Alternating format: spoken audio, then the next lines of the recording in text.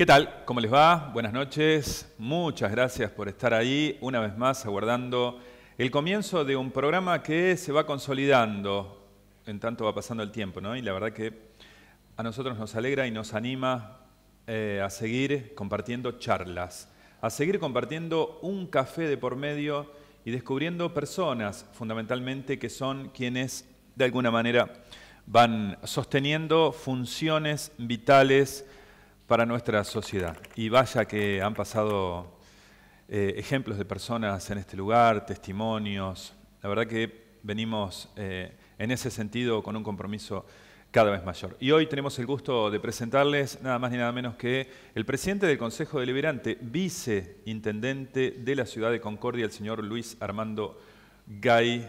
Un gusto de saludarlo. ¿Cómo le va, don Luis? La verdad es un gusto para mí poder compartir con ustedes y agradecerles la invitación. Gracias por venir. No, por favor.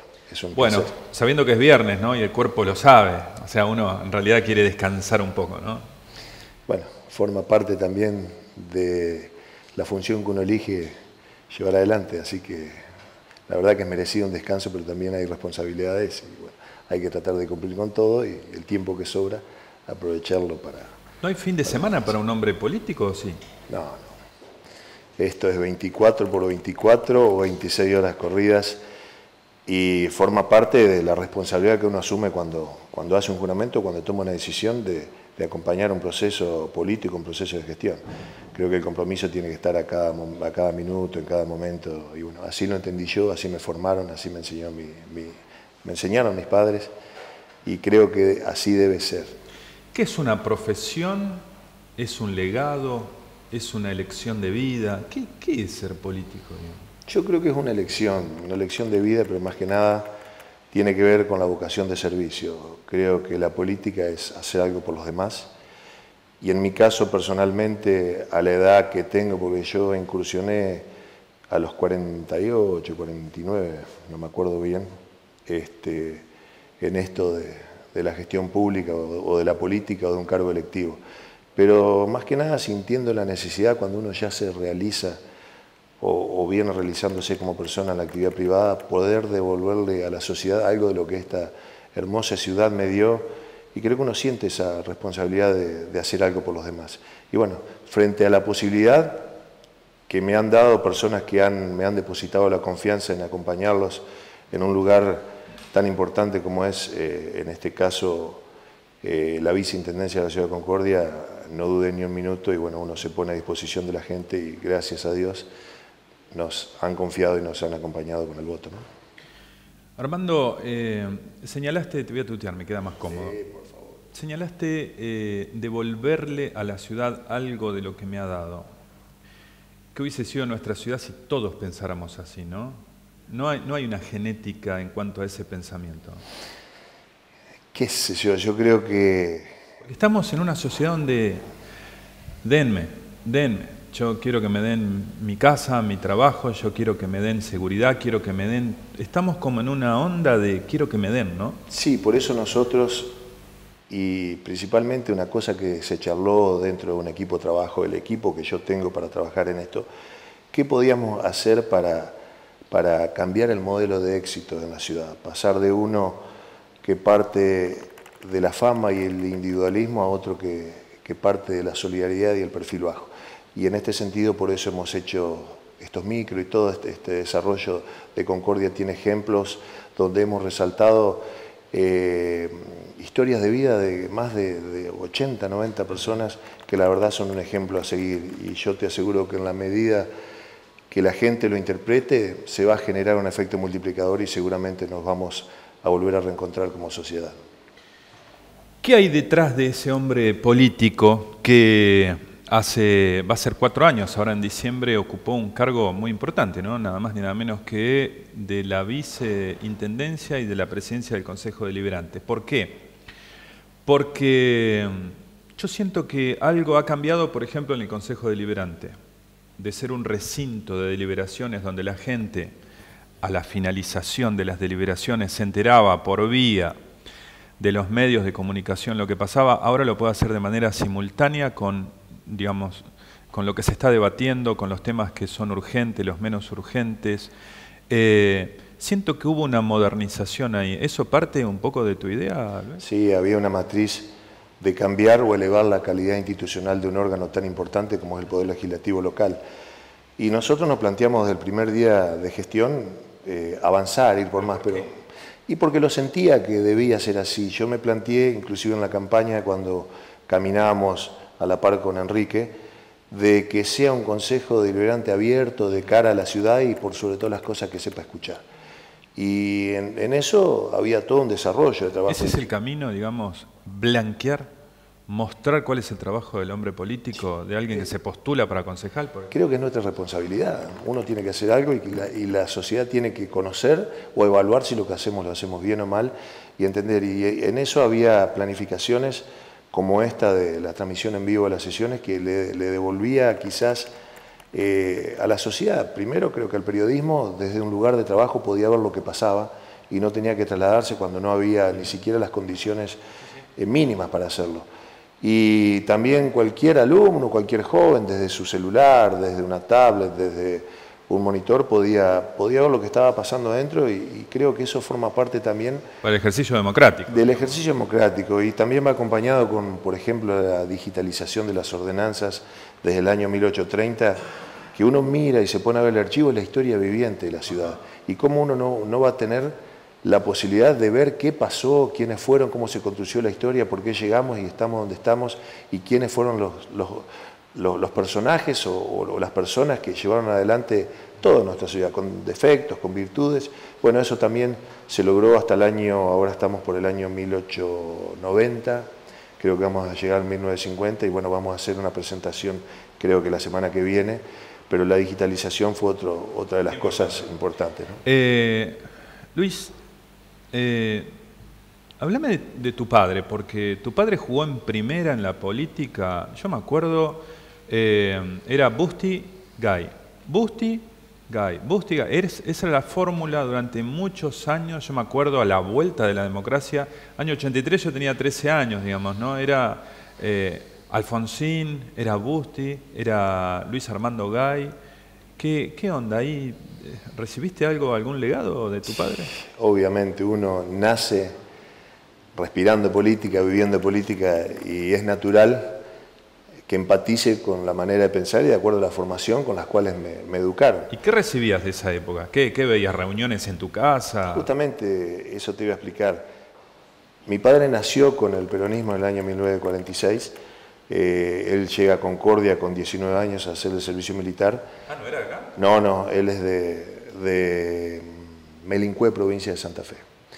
Y viene a hacer el servicio militar a Paraná y de ahí consigue trabajo como telegrafista en el correo y se viene a Concordia. Ahí la conoce a mi mamá, se ponen de novios y empieza a militar muy fuerte y fue presidente del Consejo Departamental en aquella época en la ciudad de Concordia. Después ya empieza justamente a escalar, pero más que nada producto del trabajo, ¿no? Escalar hablando en el buen sentido de la palabra, ¿no? Trabajando empieza a tener el reconocimiento de lo que fue la militancia y después cuántos años de lucha desde la proscripción del peronismo y de la resistencia peronista y después en el 73 con don Enrique Tomás Cresto encararon también esa vuelta de Perón y él fue funcionario, fue presidente de la Comisión Administradora del Túnel Subfluvial.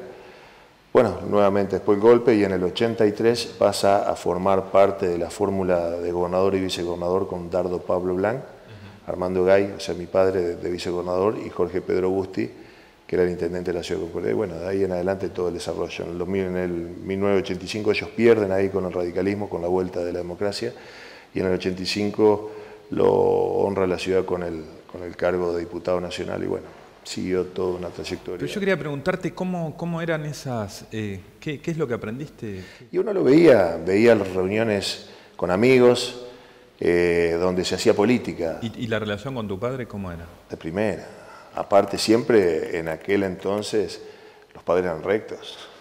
Ahora yo me imagino, mi padre no fue político, fue un trabajador full time en su actividad, ¿no es cierto?, ferroviario, pero en algún momento, papá, tal cosa, háblalo con tu madre, ahora vengo. ¿Tu padre era así, digamos, de delegar en tu mamá? Sí, mi madre fue nunca, la verdad.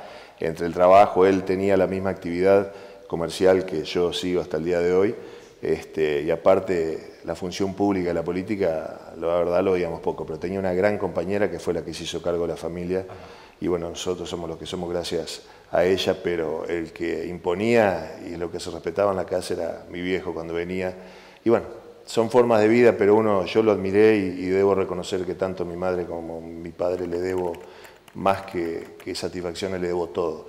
Y la formación, el pensamiento ha sido un gran ejemplo y un gran amigo para mí, y gracias a Dios lo tengo vivo, y la verdad que eso es una bendición y puedo disfrutarlo con 93 años, si bien por ahí ya se olvida algunas cosas o está un poco sordo, pero lo voy a visitar siempre que puedo, y para él es una alegría y para mí es una satisfacción poder conversar, y es un libro abierto. La verdad que tenerlo como consejero, como para charlar, y más que nada con la simpleza que te dice las cosas y cómo piensan, creo que eso no tiene precio, y vuelvo a decirte, agradezco a Dios poder disfrutarlo y tenerlo vivo. ¿Y qué cambió de ese padre con... ¿Cuántos hermanos son ustedes, Luis? 4 en total, 3 mujeres y yo. 3 mujeres. ¿Vos sos él? Tercero. 2 mujeres antes que yo, y bueno. ¿Y cómo sos vos como padre, digamos? ¿Algún reflejo de eso? Uno trata de inculcarle justamente eso.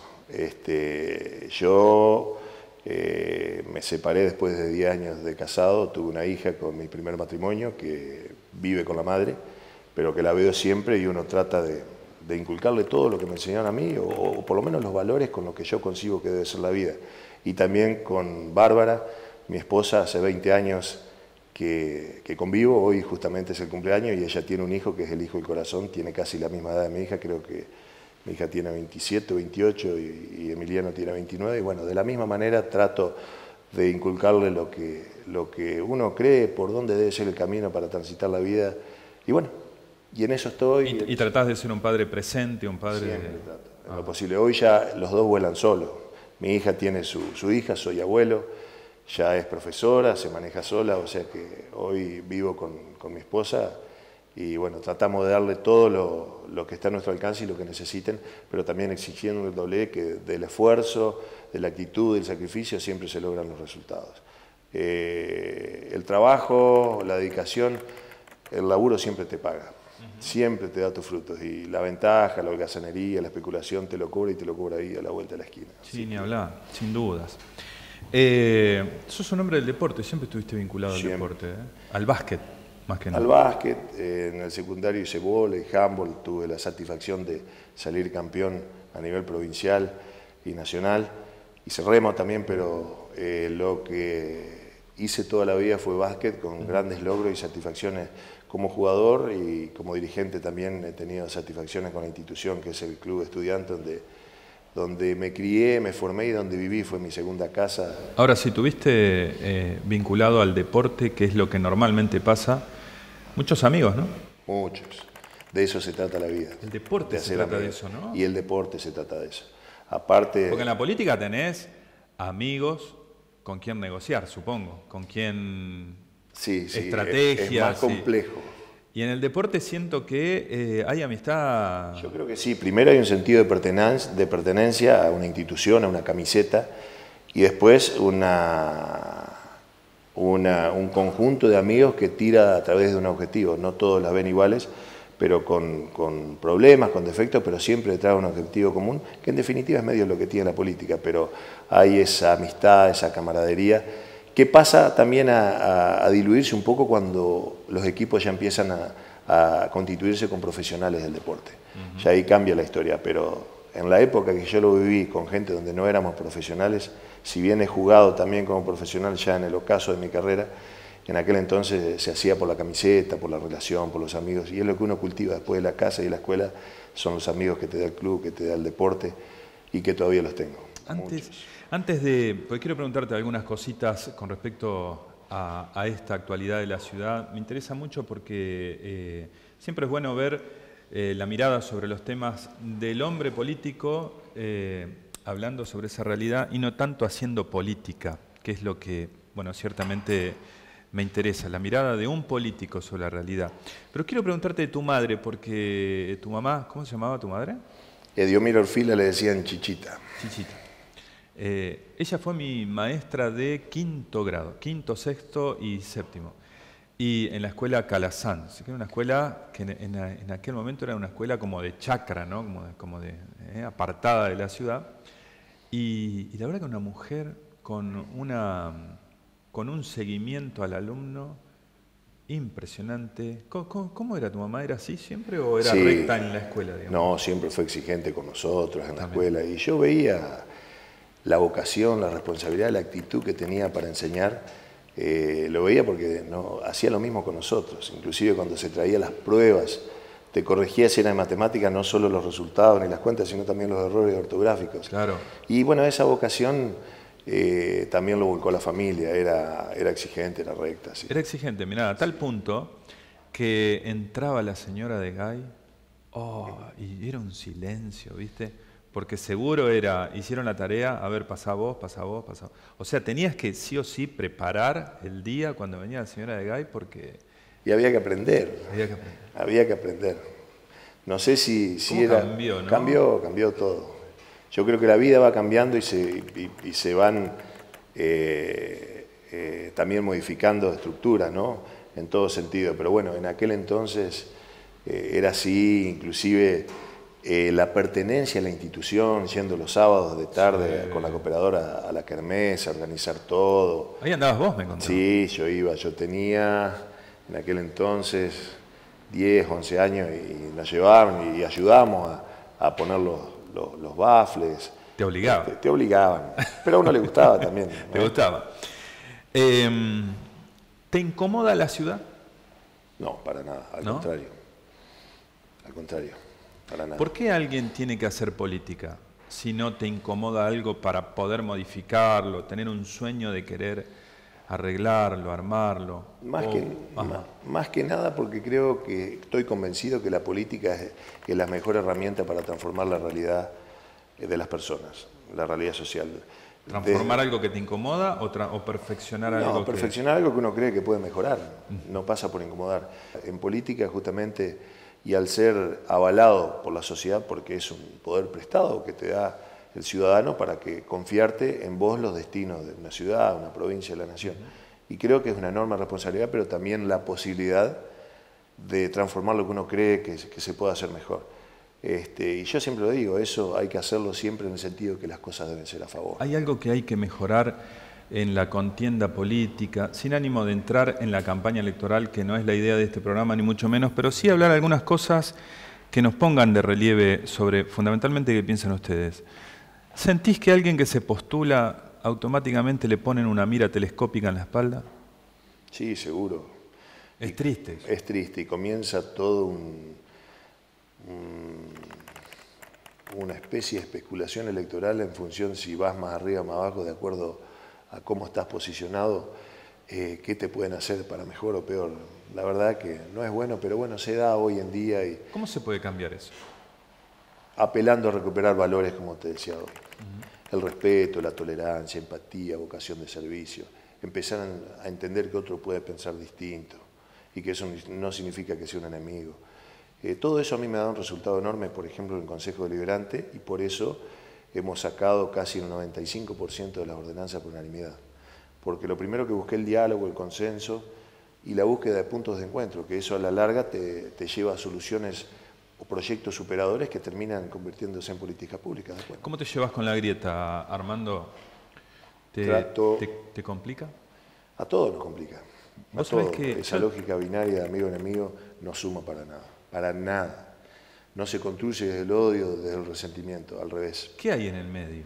Vos decís, es una lógica binaria.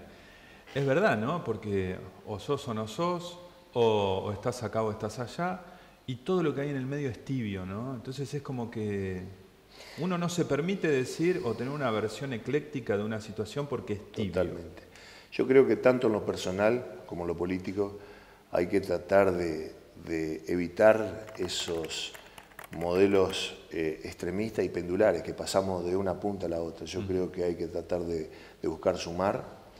Hoy se da una realidad donde la política se hace desde un proceso de construcción colectiva, más abierta, con participación, y creo que eso a la larga nos va a permitir proyectar algo en el tiempo y que tenga sostenibilidad en el tiempo. Creo que la sustentabilidad para que sean políticas de Estado empieza primero construyendo con todos. Yo no concibo que el que piensa distinto es un enemigo y uno ya lo ningunea o lo pone en la trinchera enfrente, es al revés, o por lo menos es la formación que uno aprende de la escuela o que yo tomé de la escuela de mi casa. Viste que cuando el hombre más sabe, evita absolutizar las cosas, ¿no? O sea, es como que se aparta de la grieta en el sentido de... yo la verdad que asumo que en el medio de una grieta o en la grieta hay cosas que son muy interesantes. Por ejemplo, alguien que puede unir puntos de un extremo a otro, y normalmente eso se da con ideas, con inteligencia, con decir esto es bueno, esto es bueno, esto es bueno. Siento que estamos asistiendo a un momento donde si no sos fanático de un costado, es como que... Totalmente de acuerdo, y no está bueno. Estoy convencido que de la pluralidad de ideas salen los mejores resultados, y para eso hay que tener tolerancia, hay que buscar el diálogo, hay que buscar consensos, y no empezar o no pensar que la verdad absoluta la tenemos nosotros y los otros no. Las verdades son todas relativas. Y ahora te meto en otro punto que también tiene grieta, el aborto. Totalmente. Pero ustedes saben bien, yo tengo una posición bien definida, lo he manifestado en todos los lugares donde he estado, que estoy a favor de la vida, claramente, pero siempre fui tolerante y abierto al diálogo, al debate, y creo que es un debate que se tiene que dar. Y respetuoso también de los resultados, ¿no? ¿Por qué hay grieta ahí, Y Armando? porque justamente hay gente que piensa distinto y que es natural que sea así. Lo que pasa es que yo creo que no se da la tolerancia y el respeto que he dado a ver para pensar que otros también lo ven desde otra óptica, y que entre los dos se puede sumar para buscar los resultados que en definitiva muchos son comunes y que son una necesidad para resolverlo, y que producto de esta guerra que hay, si se quiere, entre uno y otro, ha terminado cayendo por ahí un proyecto que si buscaban acuerdos y consenso salía de otra manera, y quizás hoy estaríamos en otra realidad. O que a lo mejor había otras vías también. Totalmente, es que hay otras vías también. Hay, pero bueno, yo creo que eso hay que trabajarlo, hay que plantearlo, y creo que, te vuelvo a repetir, desde el convencimiento y avanzando en desterrar los antagonismos, seguramente vamos a crecer en todo sentido, y más que nada en este tema que es puntual, ¿no? Ahora, ¿pensás que estamos en un momento histórico de agrietarnos para después dar un salto en el...? Porque va a llegar un momento donde vamos a decir, ¿qué estamos haciendo? Tenemos grieta con la corrupción, tenemos grieta con la política, tenemos grieta con el aborto, tenemos grieta con la educación, tenemos grieta en todo. Sí. Pero forma parte de lo que te hablaba hoy, esa lógica binaria de amigo-enemigo. Yo creo que no debemos llegar a tocar fondo. Me parece que hay que ser lo suficientemente inteligentes para entender que de la otra manera se consiguen mejor las cosas, y uno no, en la medida que rescatemos valores, vuelvo a lo mismo, voy a insistir, pero seguramente nos vamos a encontrar como sociedad, porque cuando uno empatice con cosas que tienen que ver con la condición humana y que desde el silencio uno lo puede ir haciendo, seguramente nos vamos a reencontrar como sociedad, y prontamente. Yo creo que hay que apostar, hay que apuntar, y es una responsabilidad de cada uno de nosotros que hoy ocupamos un cargo de gestión, ¿no? ¿Qué pensás de los jóvenes? ¿Cómo ves los jóvenes pensando en la futura responsabilidad política, digamos? Yo estoy convencido en el protagonismo de los jóvenes. Desde un primer momento, convencido, pero plenamente lo digo. Estoy pensando, perdón, para digamos, alinear un poquito más la pregunta. Estoy pensando en los jóvenes que caen en las drogas. Estoy pensando en los jóvenes que son brillantes y no tienen oportunidad porque la educación no se la da. Estoy pensando en los jóvenes que están todo el día con el celular. Por eso yo creo que la participación y la inclusión de los jóvenes en el sistema y en la sociedad, y el protagonismo que deben tener, es una necesidad. Los jóvenes deben ser parte de la solución, no del problema. Y ha habido épocas donde quizás ha habido un olvido de ellos, producto quizás en las generaciones anteriores, producto del golpe, producto de todo lo que hemos sufrido.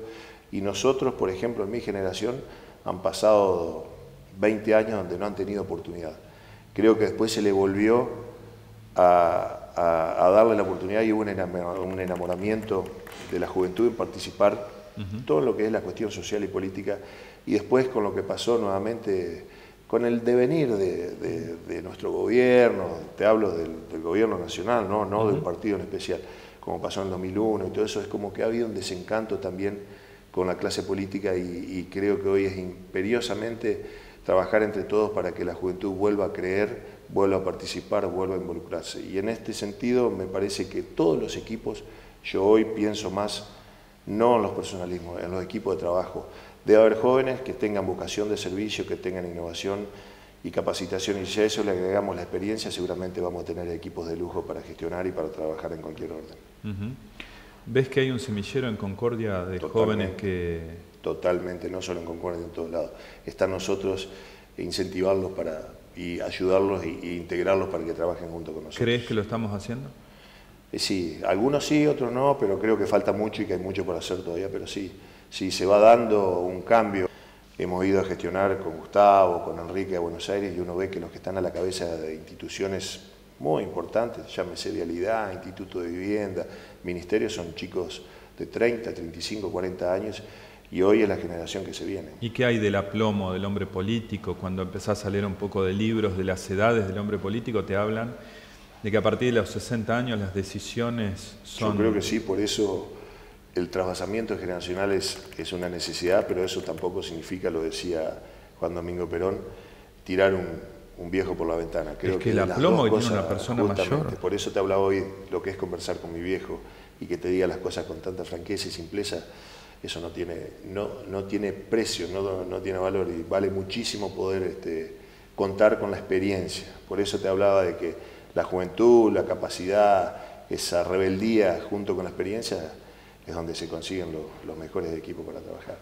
Sí, vos sabés que yo en lo personal no confío mucho en la juventud, en la toma de decisiones. Confío, por supuesto, pero sí confío en la ligereza técnica, la rapidez como auxiliar del hombre político que toma una decisión aplomada en función de toda la sociedad. Creo que las dos cosas son a la vez, porque esa juventud se da también en la manera de ver, de trabajar, de incorporar hoy la tecnología que está al alcance de la mano y que por ahí una persona más grande hasta le cuesta más amigarse con toda esta transformación.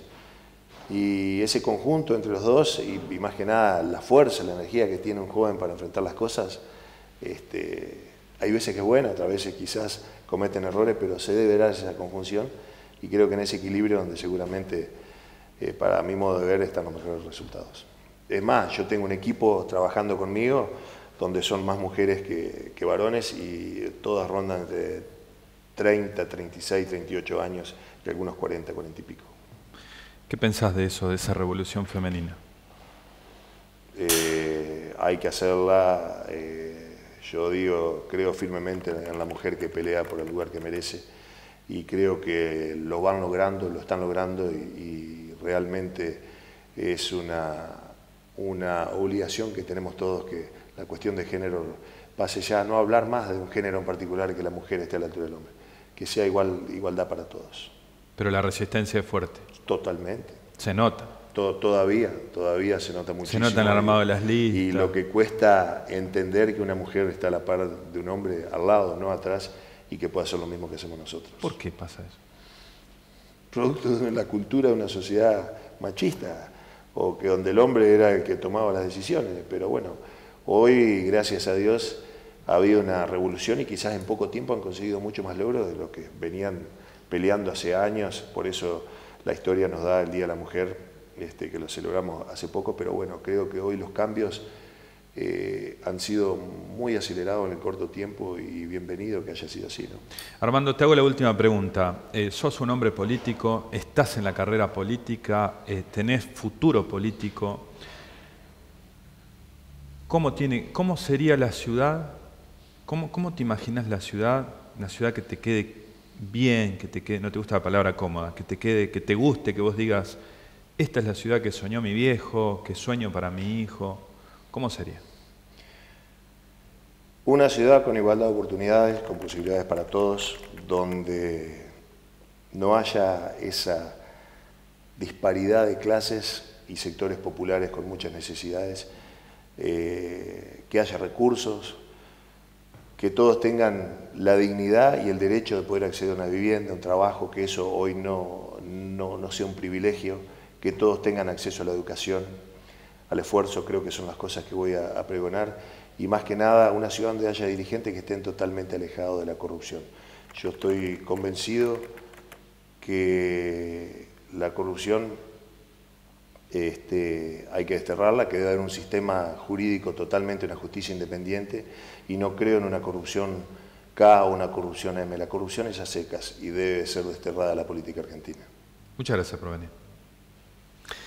Señores, teníamos el gusto entonces de tener nada más ni nada menos que al viceintendente, al presidente del Consejo Deliberante de la Ciudad de Concordia, un hombre que nos ha hablado de sus primeros tiempos, de su relación con su padre, con su madre, con sus amigos, y contándonos un poco qué piensa de la ciudad que nos merecemos. Hasta dentro de 7 días. Muchísimas gracias.